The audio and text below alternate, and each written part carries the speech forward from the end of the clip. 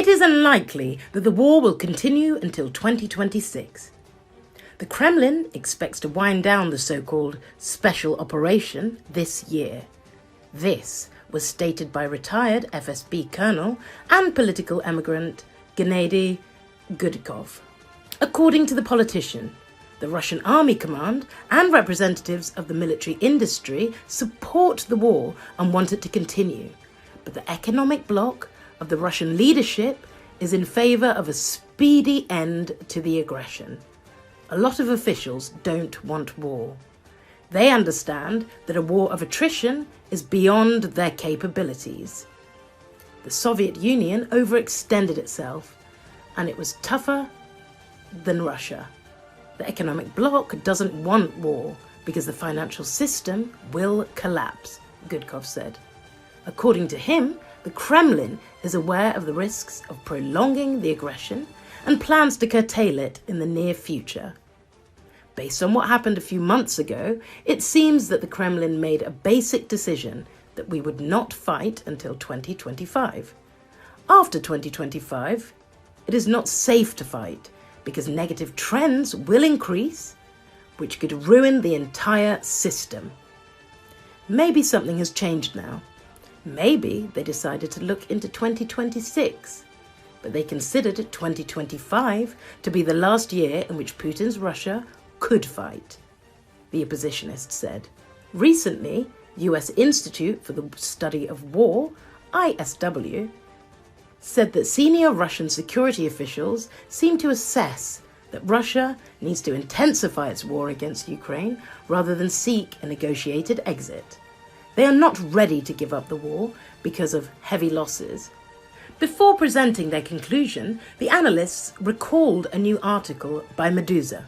It stated that Russian security officials and the Russian military may recognize that Russian troops are not achieving significant territorial success proportional to the losses in manpower and equipment they suffer during the fighting. It was said that the Russian military command has so far suffered exorbitant personnel losses in exchange for tactical, but not operationally significant successes.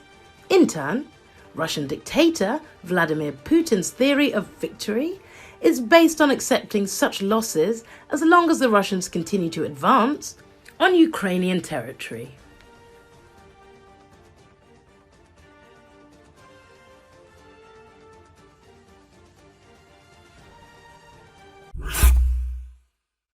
Ukrainian Armed Forces officer Serhiy Teshotsky notes the Russian forces are withdrawing troops from other areas to redeploy them to the Pokrovsk direction. He said this on the Espresso TV channel. Currently, assaults are ongoing. The Russians mostly move in cars and buggies. It has become a pattern that they use civilian Zhiguli cars of various models, noted Teshotsky. According to an armed forces officer, the Russian troops are actively using the weather conditions to move en masse, under the cover of fog or at night. However, Ukrainian defense forces detect the enemy and try to destroy them on the far outskirts. Overall, in the Pokrovsk direction, the Ukrainian defense forces are eliminating about 300 Russian occupiers daily, give or take. We can see that the invaders are not giving up on their intentions. To the southwest of Pokrovsk, the Russians are trying to deploy more forces.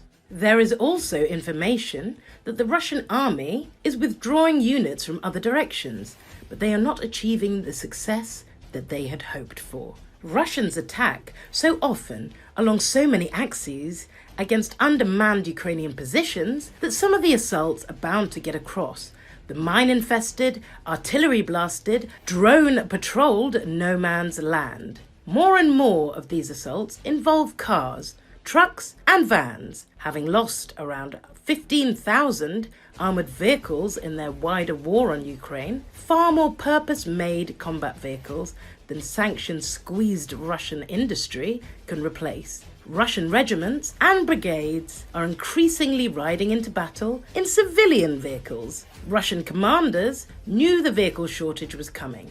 This fall, some regional commands began hoarding cars, trucks and vans. The critical case has apparently come for the regiments in Luhansk. Russian forces occupy most of the oblast and are determined to capture the rest in coming months. The enemy's military command in the theatre of operations until March 2025 will try to reach the administrative borders of Donetsk and Luhansk oblasts, the Ukrainian Center for Defense Strategies noted.